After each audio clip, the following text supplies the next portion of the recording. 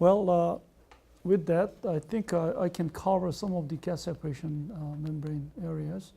You don't have a, note, so please take a, care of what I'm talking about. So we have this is the polymeric materials commercially available in gas separation areas. First membrane polymer is on the gas separation is the polysulfone. I think we have a structure in the later on. And they make a fiber, and this is used for air separation, okay, and the hydrogen separation as well. So air product right now is commercializing the polysulfone in the prism separator. The Generon, MG Generon produces the polycarbonate membrane for air separation as well. Grace uses the cellulose acetate for natural gas dehydration. After cellulose acetate, triacetate, all of these were manufactured from other manufacturers as well. So you see, cellulose acetate looks like it's cheaper than the rest of the polymers. They are still making this cellulose acetate in the fleshy form, but Sayonara uses the cellulose triacetate fiber. This is the only cellulose acetate fiber in the world, and this was manufactured by the company called Toyobo in Japan, and Sayonara uses this Toyobo membrane to make a system. Okay, so this is the like a UOP. This is the engineering company to build the platform, CO2 capture platform, using this cellulose triacetate. UOP uses the flash membrane to remove the CO2 from natural gas, so that they can, make the intensification of the methane. The concentration of the methane will be increased by using this cellulose triacetate membrane. MTL uses the PDMS membrane, just like a polysulfone. Polysulfone is not used alone, but polysulfone was coated with PDMS to block as I said at the beginning of the lecture, I think it's the first week, I mentioned to you that the PDMS is used to block the defect of polysulfone nanofibers. And the same thing happened here. PDMS is coated on the polysulfone or polyacrylonitrile, but it's not on the hollow fiber form. It's in the fleshy form, and they use this for the vapor separation. Okay? If there is any vapor evaporizing from your units, then PDMS will selectively collect those organic vapors, and you can recover those organic vapors back to your units. And MTL is a small company. People, I think it's about 50 people. I think 70 people there in MTL, but they do only membranes. Okay? Air Liquide uses the polyimide membrane or polyamide membranes, and this is of course, other companies like Air Products uses a polyimide as well, so polyimide, polysulfone, cellulose triacetate, PDMS are the major materials in this market. Ube is a Japanese company. Japanese company manufactures the polyimide hollow fiber.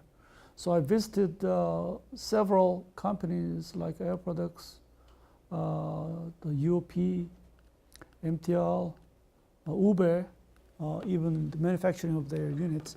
And the market share of this membrane business is dominated by the North American companies, whereas the Japanese company, they make a very good membrane, very nice, excellent membrane, but the market intrusion is not as excellent as the North American companies.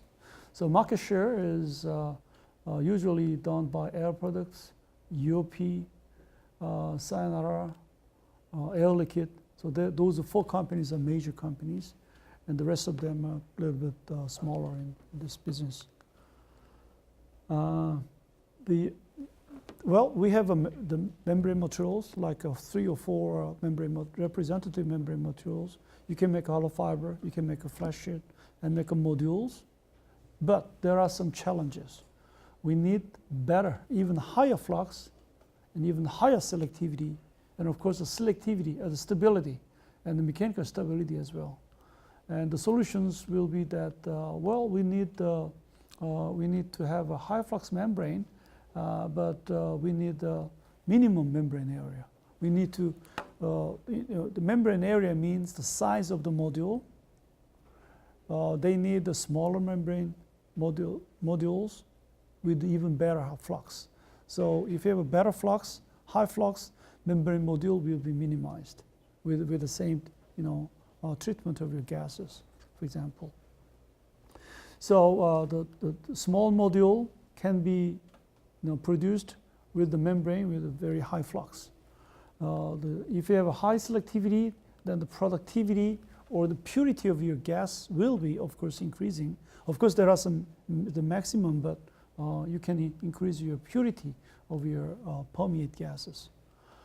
Stability means that usually the precization is the term that can deteriorate the gas separation membranes, because if you are treating the CO2 to separate the CO2 from CO2 and methane, then CO2 molecules will go into the free volume of the polymeric structure and will swell them so that the swollen or expanded the molecular chains will be just like a rubber. You can just just like elastic rubber, it will come back and forth. But in some cases, like a CO2 molecules, it will be expanded, and therefore through this bigger channel, methane can go through as well. So the selectivity goes down, so your purity goes down, and that's what we call the pressurization. So upon increasing the pressure, if you have a decrease in the selectivity and an increase in the permeability, then we call that as a pressurization. Mechanical property means that long lifetime as well.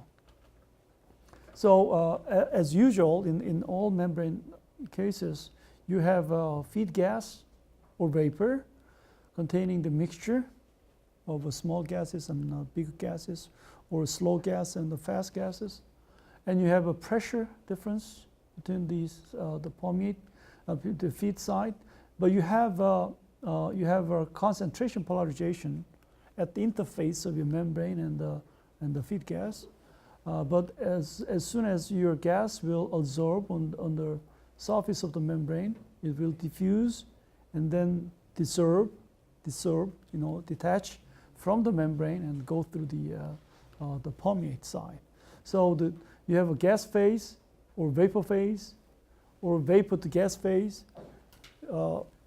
Usually the phase change doesn't occur in the gas separation membranes, but some cases like evaporation, you have liquid to vapor phase separation can occur in some cases. In the case you need more energy to change your phases.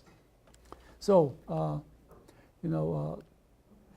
pressure P prime and the P double prime are the pressure in the feed side and in the permeate side. So you can balance this into the equation. So usually the fixed law is governing this gas separation membrane, and the permeate flux depended upon the diffusion coefficient. Depended on the diffusion coefficient and the concentration gradient in the component. So concentration between the two sides and the thickness of the membrane.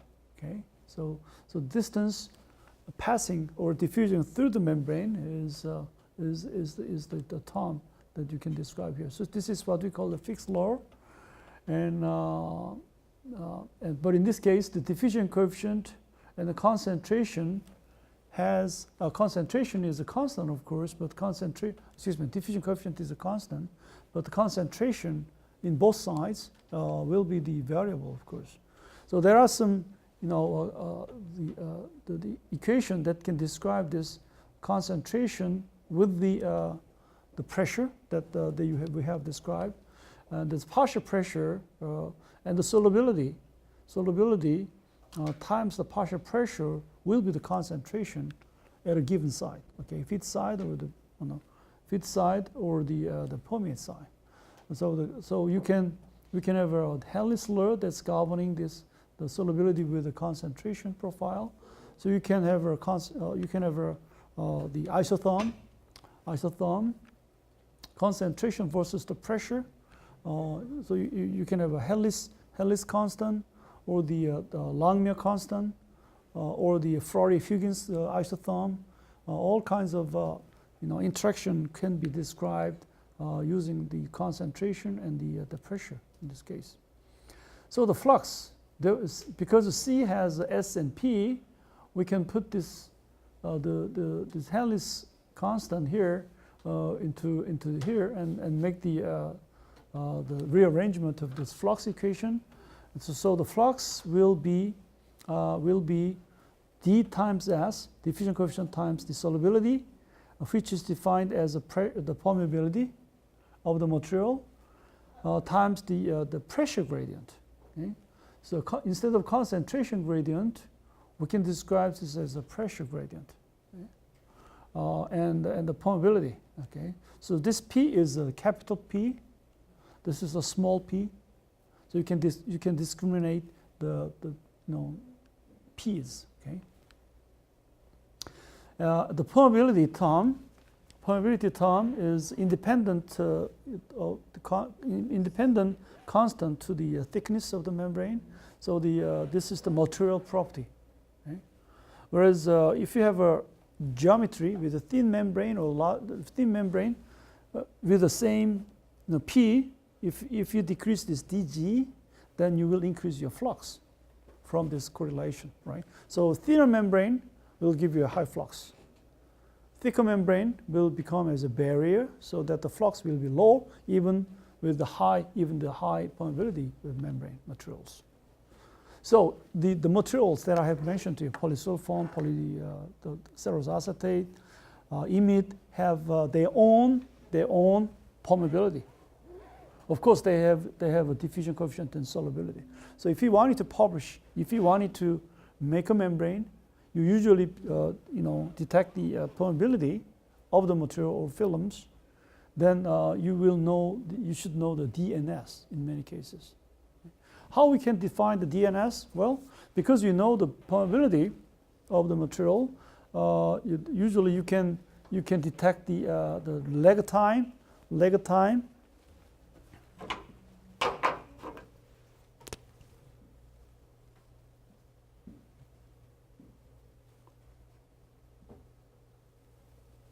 This is a typical pressure change in your constant volume apparatus, so that you can measure the pressure in the feed side and the permeate side, so that you can detect the pressure difference between feed side and the permeate side, and make the pressure difference. And because you have a membrane material, the gases will be diffusing through. So it takes some time, and if I detect the pressure from here to here, it will take some time, and this will be related with the diffusion coefficient here. And what you can do is that you can measure the slope, and you can also measure the lag time.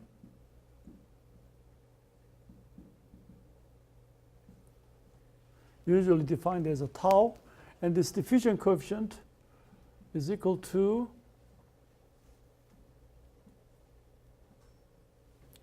diffusion is related with the lag time. If you have a short lag time, then you have a high diffusion coefficient.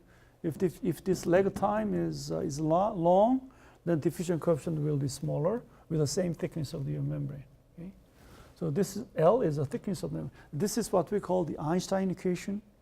So I didn't have time to derive those Einstein equation, but this is in the textbook, And you can derive this equation by approximation of the absorption of those gases and so on. Okay? So this way we can determine the diffusion coefficient. You can measure the permeability from the slope, and therefore you can detect the solubility, of course. Of course, you can measure the solubility independently, not from this P equal ds relationship, but there are many ways of measuring those P, D, and S. P, D, S are material property. Okay? So if you have a material, then you have a different P, D, and S constants. Whereas Z, or thickness, is of course, you can make a thinner membrane or a thicker membrane. The P, permeability, can be defined as a volume of your gas passing through your, the membrane in the standard the condition, divided by the area of the membrane, divided by the time, divided by the pressure that you have applied, okay? Pressure difference, and times the thickness of your membrane. Okay, because P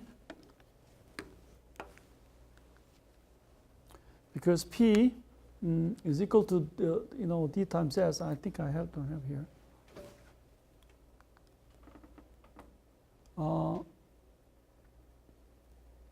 Excuse me.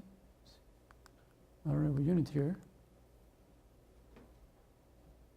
Okay, and so the permeability is determined by the diffusion coefficient times the solubility, and the diffusion coefficient is usually calculated by by this unit here, and solubility is determined by some portion of this, and you can multiply to become the permeability coefficient. So permeability is the term that you have a flux value times the thickness is defined as a permeability, and the gentleman in UK called Better, measures the permeability, and he defined that the 10 to the minus 10 with this unit is what he called his name. Put it in the 1 Better. Let's say that this is 1 Better. Okay, so usually the material, like a cellulose triacetate, or polysulfone, has about less than 10 Barer. So instead of 10 times 10 to the minus 10 times a centimeter square, cubic, blah, blah, blah, instead of those long names, he just simplified this unit and 10 to the minus 10. So usually this is a quite convenient way of describing the values of the material in terms of permeability. So I think so we have a rubbery polymer and we have a glassy polymers. Okay? The concentration in the glassy state, in the rubbery state, usually the Henry's law is governing. Henry's law is governing here, whereas a rubbery polymer, of course, you have a Henry's law, but we have a little bit of different Langmuir absorption as well.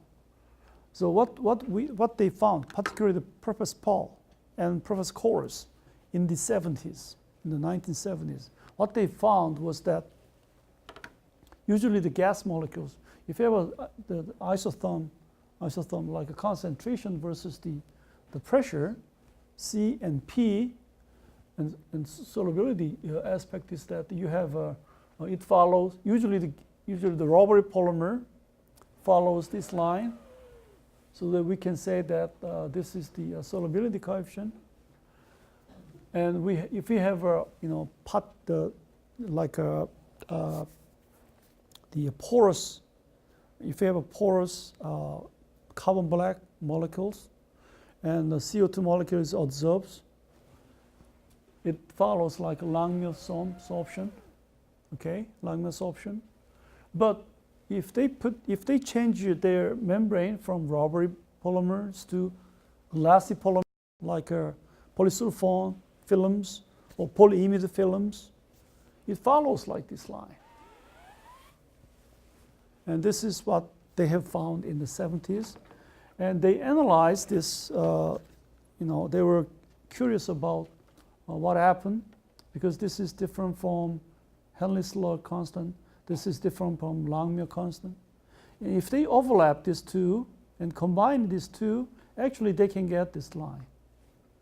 So in the 1970s and early 80s, this study was very popular, and Professor Don Paul and the Professor Chorus is the first PhD student of Professor Don Paul, and he published. The Professor Chorus, the PhD thesis is related with this dual mode sorption of gases in glassy polymers. Okay, so what they have found is that these two will be combined to become a dual mode.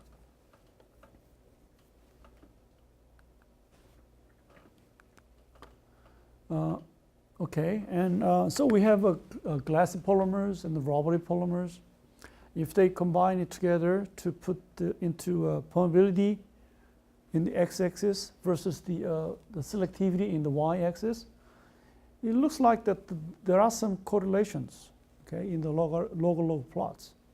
Looks like that the high selectivity material, usually the glassy polymers, showed us the low permeability, whereas the rubbery polymers like PDMS and silicone rubbers and natural rubbers, all of those polymers have a high permeability but low selectivity.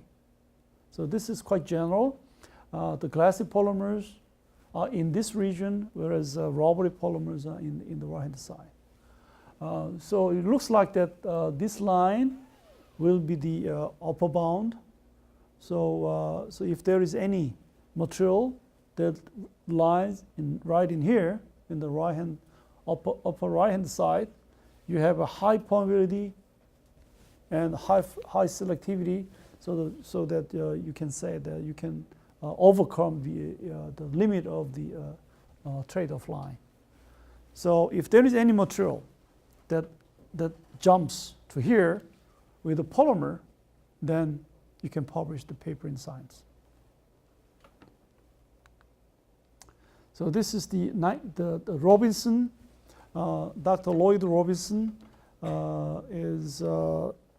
has been a scientist has been the research scientist in Union Carbide, but he moved to Air Products in 1986, and he retired about a few years ago from Air Products.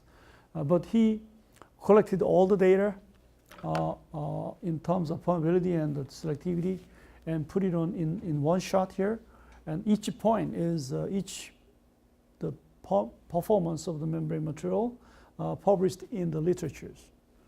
And I think this was this. Maybe the dotted line is the glassy polymers. Usually the glassy polymers rely right in here, whereas the rubbery polymers are in this region. Okay? And this is what he defined as the upper bound line. And this upper bound line is not the theoretical line, but it's an empirical line. But then 1999, the Professor Benny Freeman analyzed this upper bound line, and he can describe this upper bound line in more thermodynamic terms, and affinity constants and thermodynamic terms, and reanalyzed and revisited this upper bound line. This was a 1991 upper bound, and in 2008 they have developed another upper bound line, because during those period there are some developments in the membrane materials. Anyway, this is the similar plot for each pair of gases. And in 1994, there's a little bit of increase. This is the 1991 for upper bound for CO2 and methane. This is the 2008 upper bound line, And you see there are small, some number of materials that was published, and this upper line is newly updated 2008 upper bound. This is the structure of the materials that was newly developed. You can see that this is the polycarbonate. This is ionic liquid type of material. This is the polypyrrolone. This is the polyester with fluorine units, and also the brominated units, and so on. So what you can tell is that if you have a brominated structure in the side chain of your aromatic ring, then you have a little bit of bulky structure, so that the chain-to-chain distance will be increasing. In other words, this spacing will be increasing because of the bulky groups, so that you have a little bit more high free volume, so that you can increase the permeability. Still, permeability is only 1.36 batter. This is less than about 10 batter, but as you increase your, some modifications, like with the same structure, with a very similar structure in the first polymer and the last polymer, only difference is the fluorine groups, 6F groups in the breaching unit, whereas this is a hexamethyl, okay, dimethyl or isopropyl units, or this is the hexafluoro isopropyl units. So bulkier fluorine will give you high permeability, but with a little bit of sacrifice in the selectivity. Okay? Anyway, this is there are many players around, including some of us in this room, developing high free volume polymer or high selective material, depending on their synthesis skills. Well, we will take a look at each of those polymers a little bit more in detail. And polysulfones are first commercialized back in 60s and 70s by Union Carbide first. But Union Carbide manufactured this polysulfone, whereas Monsanto utilizes the polymer for membrane fabrication. However, this polysulfone hollow fiber is not perfect for separating the gas molecules, because they always have a little bit of a defect in the surface of their membrane. So they were very curious about what's happening. The defect means that if you have a fleshy film, you have a permeability and selectivity. But if you fabricate them into the hollow fiber form, they always have exchange of the solvent with the non-solvent, as we have described preparation of membranes. You always have a little bit of a defect. So the defect will decrease your selectivity. Okay? Although you can increase a little bit of a permeability, but decrease your selectivity. So they wanted to at least get the selectivity of above 5 with the polysulfone membranes.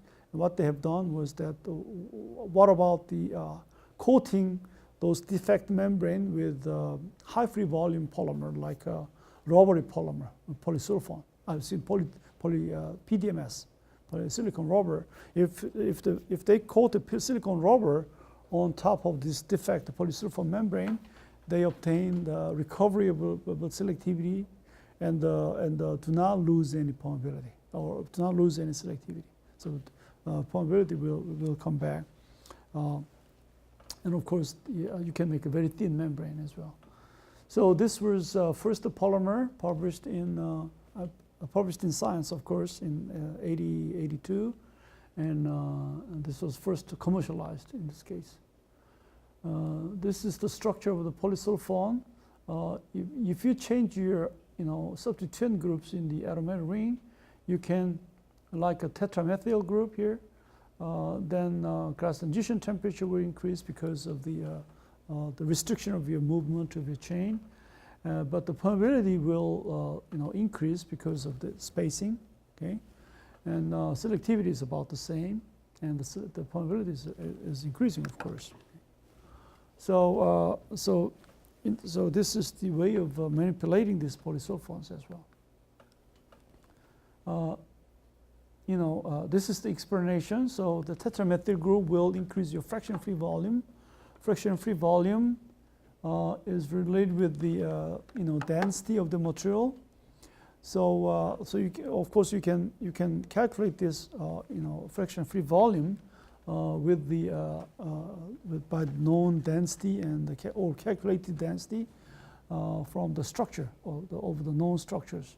So methyl group in the spacing group will increase your permeability in this case anyway because of the fraction-free volumes. If you have this is the effect of the connecting units without any side chains. If your connecting group is like I said, polysulfone or isopropyl units or hexafluoride units will give you increase in the glass transition temperature, and of course the permeability in all gases like CO2 and oxygen.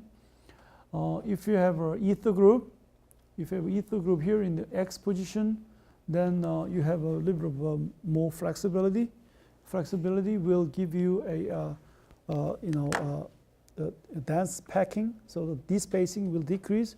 Therefore, the permeability will decrease. So the oxygen will give you always flexibility in this case. If you have F units here, you can increase your. If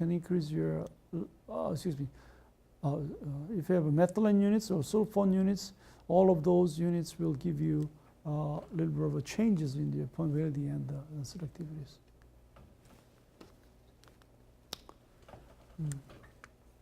So this is the explanation of what happened.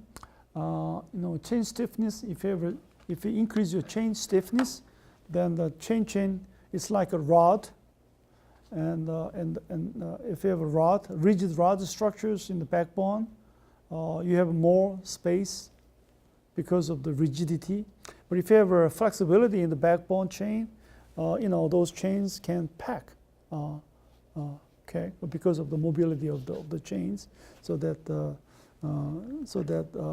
rigidity will give you, or stiffness will give you high permeability and increase, of course, the increase in the glass transition temperature.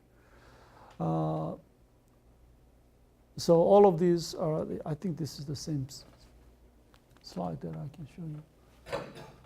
The polarity will affect your increase in the links and so on. So all of these were analysis of what happened in the polysulfone and modification of polysulfones. Diphenyl units in the polysulfone was of course a little bit different from other materials, because if you have disulfones groups, it can have a 5-5 interactions, so that the polysulfone will be phenyl polysulfone is a little different from aliphatic units. The R group, the modification will give you the change in the permeability and the selectivity. So this is the typical polycarbonate without any modification of this R. But if they have a methyl group or chlorine group or bromine group in R position, your permeance or permeability or the selectivity will be changing. So high permeability will be occurred by the methyl unit modifications, whereas halogens will give you more the packing or rigidity, so that the selectivity in this case is increasing. Actually, the polarity might be one of the reasons for increasing your selectivity, okay? Because brom-brom interaction, because they have a dipole-dipole interaction, you have a much more packing and decrease the free volume as you have halogen substituent groups. It's the same plot. Okay, let's quickly go over. So polyimide will be the next material. Polyimide, usually the polyimide can be made by this type of interaction, this type of reaction. You have monomer called the dianhydride monomer and diamine monomer. This diamine will, attack this carbonyl with the nucleophilic substitution reaction, so that it will open this ring here, anhydride, and becomes acid and amide. So this is what we call amic acid, amide acid, amic acid. And this amic acid can be easily formed at room temperature, or maybe 50 degrees C or 70 degrees C. So if you stir, if you put your two monomers in solvents and increase a little bit of temperature, then you can easily make this polyamic acid precursor after some time, after maybe 10 hours or so. Okay? But the polyimide has this structure here. This is a ring closure structure with two carbonyls and one amine here, the tetramethylamine, tertiary amine. And this is a cyclic 5-membered ring. It's called imide ring. And what happens is that this NH will attack this carbonyl with the same principle. And you can generate the OH group here and the H here, so that the water will be generated from this reaction. So this is the polycondensation reaction. This is the ring opening reaction, and this is the condensation reaction. Ring opening reaction is easily occur. There is no equilibrium reaction, but this to here, amic acid to polyimide, is an equilibrium reaction. In other words, it can go back to the polyamic acid if you do not remove any byproduct. Okay, so this with the H2O. So if you remove this byproduct, then you can proceed the reaction forward. Whereas if you just remain the water there, then it reaches some stages with this two components together in the reactant. So you have to efficiently remove the byproduct. Usually a byproduct. So this one is soluble in many organic solvent, and this is also soluble in many organic solvent. Polyamic acid is not stable. You cannot store this polyamic acid for a long time because of the degradation of the main chain. If you store that amic acid for maybe several days, viscosity will be gone. Whereas the polyimide, if you put your polyimide in the solvent, viscosity will stay. So the stability of the solution is different. Although so it's easier to first make a polyimide powder and dissolve the polymer solution and make the fabrication of the fibers or membranes, rather than using this polyamic acid, because polyamic acid doesn't have any stability, solution stability. We have many dianhydrides and diamines. Dianhydrides could be, so by combining any of this, you have a different combination of polyimide. So polyimide is just a general name rather than the specific, the polymeric structure. We have many structural variables, so that each polyimide have a different permeability and solubility and diffusivity, and of course the selectivity. And also, imidization method can be classified into several imidization methods. If I go back to the slide here,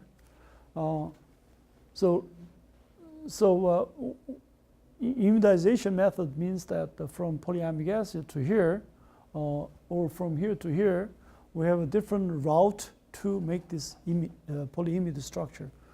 You can just use this solution, polyamic acid, put it on top of the glass plate and heat it up in the vacuum oven to remove this water to go to forward reaction. Yes, you can make it. So without any dehydrating agent, you can just increase the temperature, so that's what we call the thermal imidization methods.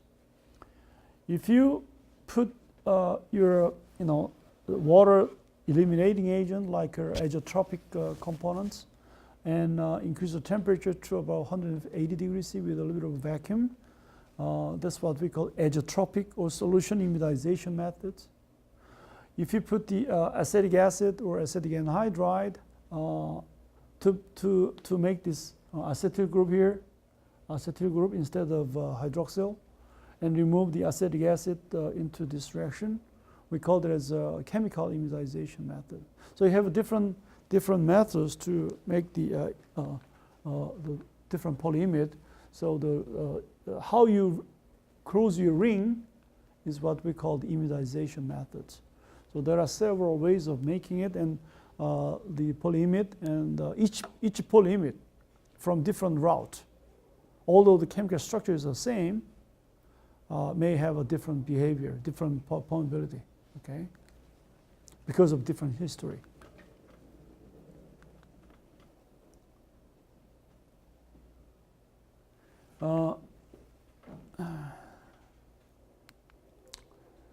So in the polyimide structure, this is the basic units, imide structure with the phenyl ring.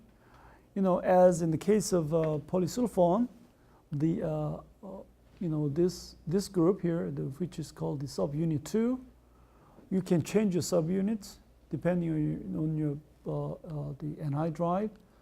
You can also change your unit 4, subunit 4, by changing your amine groups. Or if you have flexible units, if you have a bulk units, you can change your permeability and the selectivities. So there are all kinds of publication. So each point in your Robinson plot will give you a different polymeric structure. Even with the same polyimide, you have many different polyimides. So this is an example. We have a same PDMA. This is called pyromelanitic dianhydride and oxydianiline. The PMDA and isopropyl dianhydride. We have ODA, oxydianiline, with the biphenyl units without any, the one more phenyl group units. Each of those change of your anhydride or amine will give you different permeability and the selectivities. Okay. So by changing the bulkier isopropyl units in diamine with the same anhydride, you have increase in permeability but lower your selectivity. Biphenyl, if you compare the first one and the third one, biphenyl will give you the lower permeability but increase in the selectivity because of the little bulkier, because one more unit, and so that the packing density will be increasing in this case.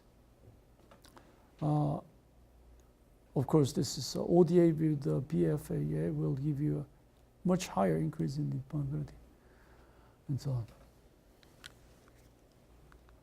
So using the 6-FTA with ODA, 6-FTA will always give you a higher permeability than the BPDA or PMDA. Amines, ether group, again, is most likely the flexible unit, so the selectivity will increase, but permeability will decrease. If you change this to 6F units, you have less mobile units or bulkier units, so the permeability will increase in this case. With the same ODA, as you can see here in this case, a little bulkier units will give you an increase in the permeability. Even with the 6F units, the 6F units may have a different, what they call the charge transfer complex. So the charge transfer complex will reduce the interchain interactions, and this will be the reason why they have flexible, the bulkier units in this case. So 6F is very popular here in this case. the isomerism in the phenyl rings. We have a meta, para, and or the ortho and para, ortho, meta, para isomers.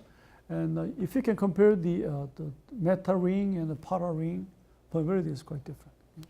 For example, if you have a meta ring here, this is the meta ring, whereas if you have a para ring, to ortho units, with the same ODA, if you have a para isomer and the meta isomer was not able to rotate, whereas this the para isomer can rotate. So I think that's why we have done BB about the MHAB and the PHAB in this case. Okay. So para isomer has a higher permeability, whereas meta isomer does not have any high permeability in this case. So meta and para will give you a different perspectives in the permeability in this case. Polyimide, you have many polyimide structures. So by changing your the R and R1 and R2, we have a variety of monomeric structures and variety of permeability.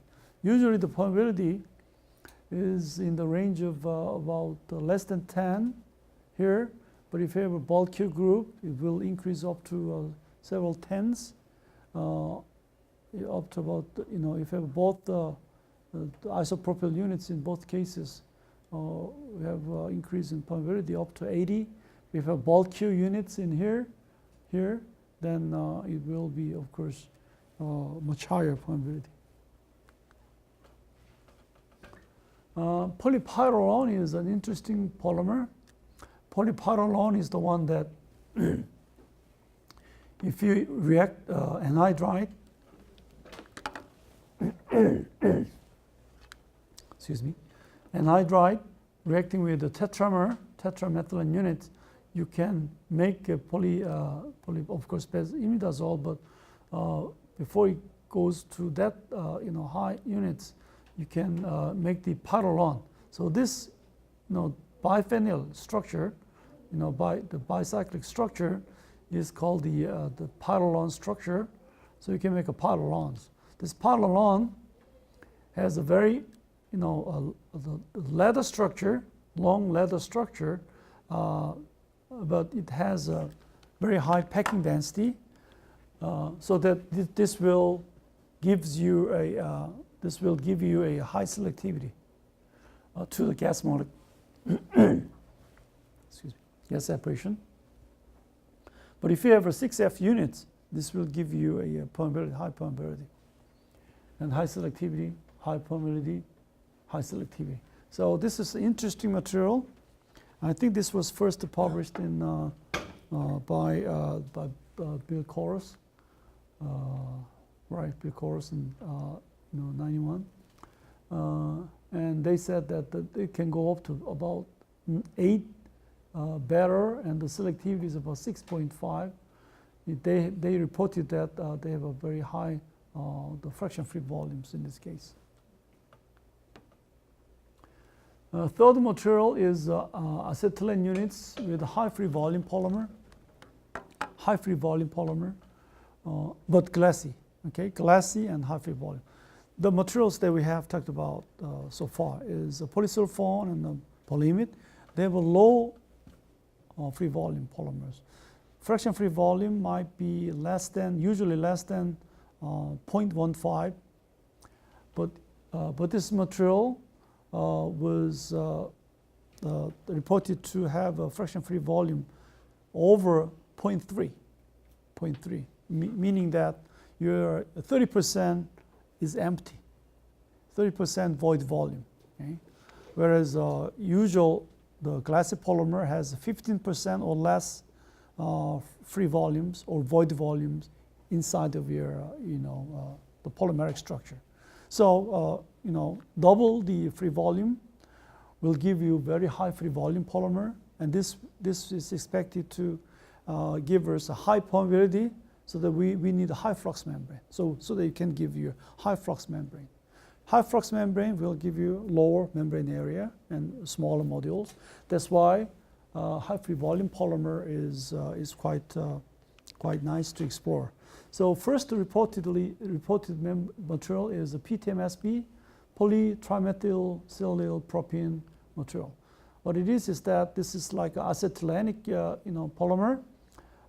First, the polyacetylene without this trimethylsilyl group. If you have a H here, is a propylene. Propene was first synthesized as a conducting polymer back in '76, and Professor Shirakawa at Kyoto University found that the acetylene polymerization, polyacetylene, without any polysilyl group here, when they put this polymer into the sodium chloride solution, it give them a conductive membrane. Usually the polymer is the insulator, but this polymer without this trimethylsilyl group give them conductivity, electrical conductivity.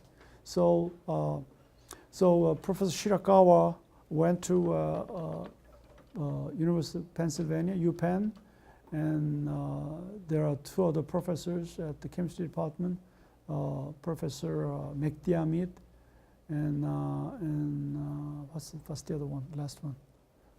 Another professor. So three of them worked together to publish the polyacetylene can conduct actually the electrons, and so that they received the Nobel Prize in 2000 in chemistry because of the invention of their conducting polymers. This conducting polymer is right now used in many applications, like erosion, protective the coating, or even the in the military, because of the like a stealth coating. You can interfere your or observe your radiation, the lights or the radar lights, radar sources. So this is quite a strategic material. Anyway, the conductive polymer is widely used right now, but a few years later, at Professor, I think this is different, Professor Masuda at Kyoto University, the same university, just substituted this hydrogen into this trimethylsilyl group here, and they use this monomer and put it into tacrine tetrachloride and make the polymer.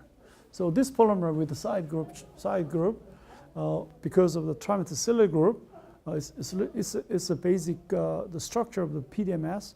So they give this material as a very flexible material. I mean, high free volume polymer, and they first reported this in '83 in JACS.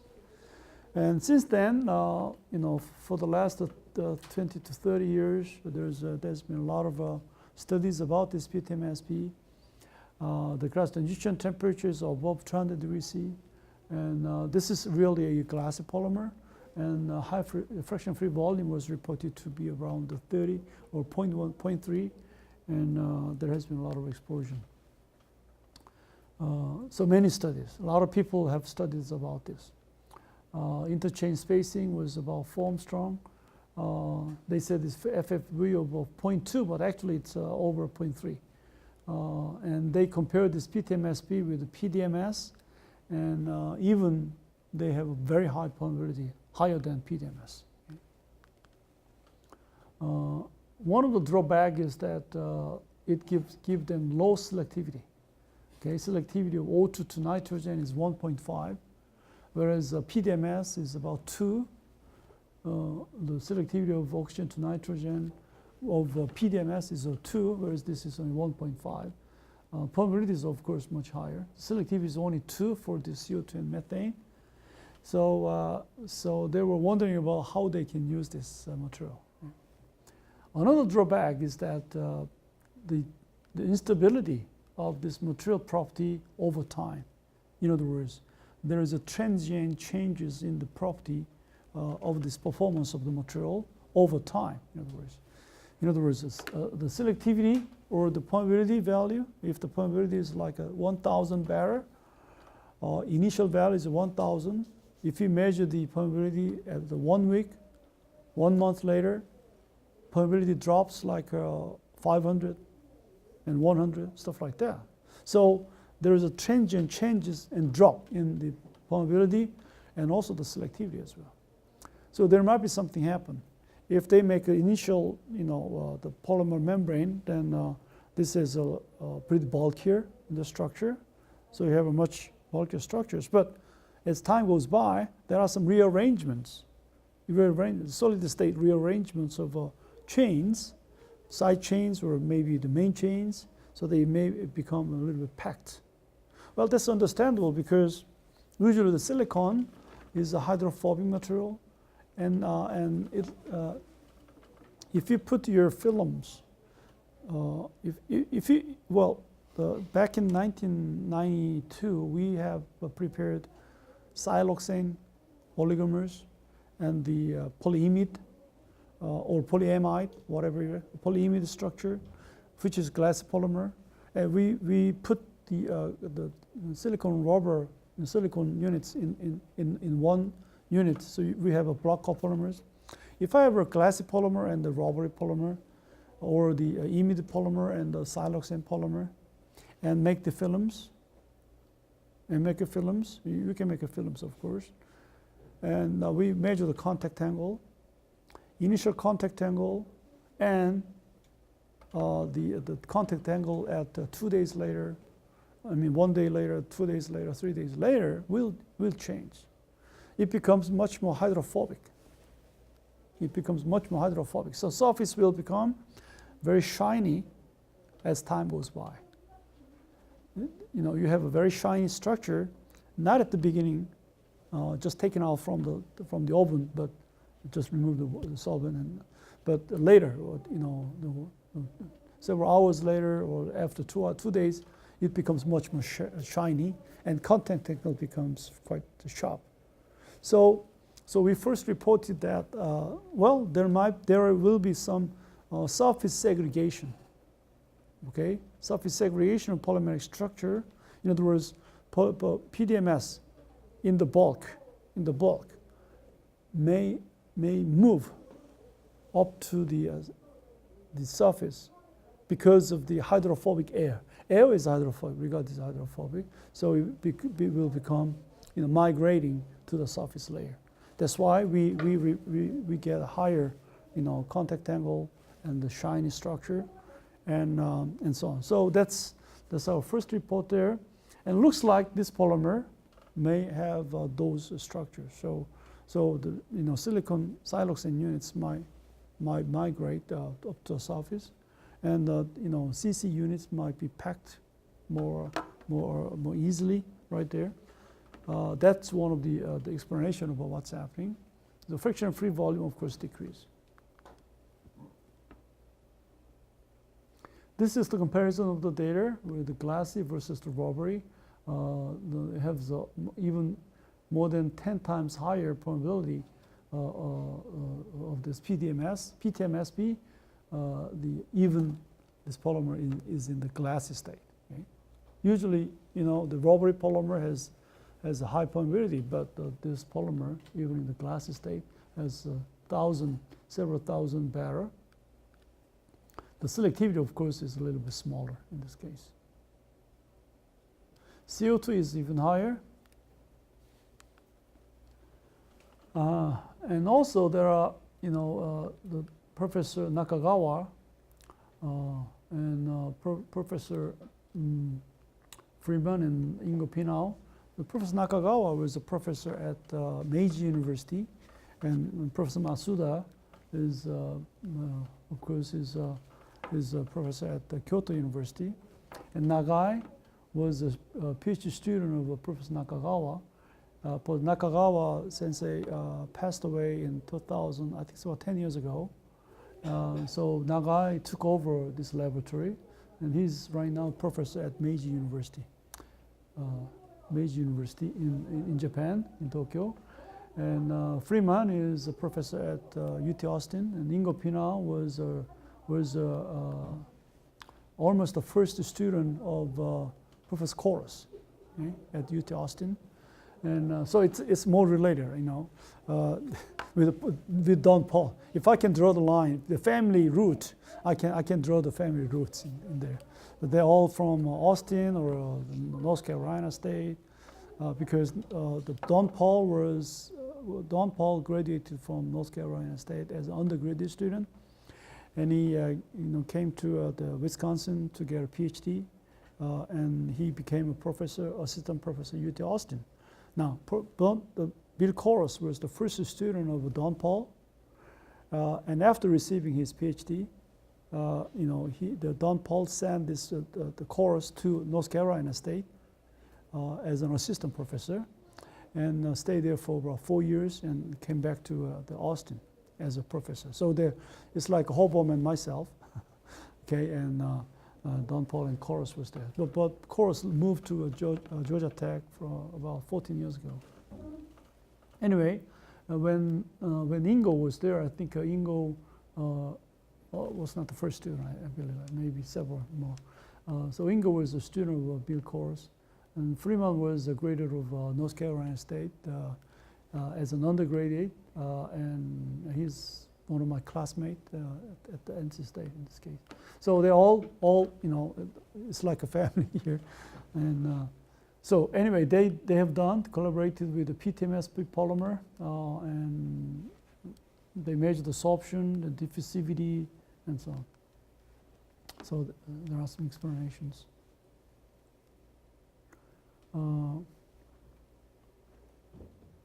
Okay.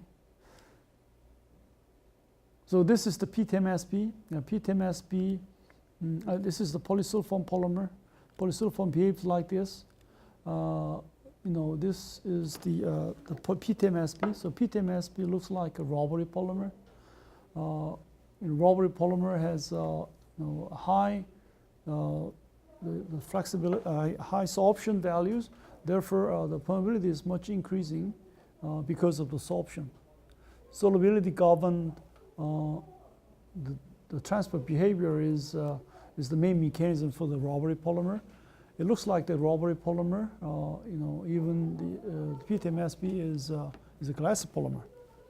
We have a polysulfone, which is a glass, but this is a typical behavior of glass polymer. Okay, so I think we can. I think I have to stop here. We can. I think this is perhaps my last class because next week Professor Drioli will be continuing our discussions.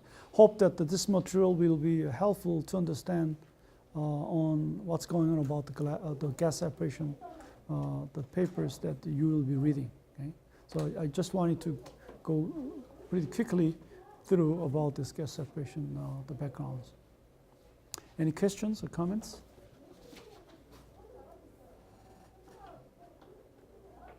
Okay, then please send your the answers to I think Leah by email in 2 weeks, so that I can get those materials and grades. Perhaps a frequently, I think I can see you when Professor Drioli is not here. Okay, have a nice weekend and see you.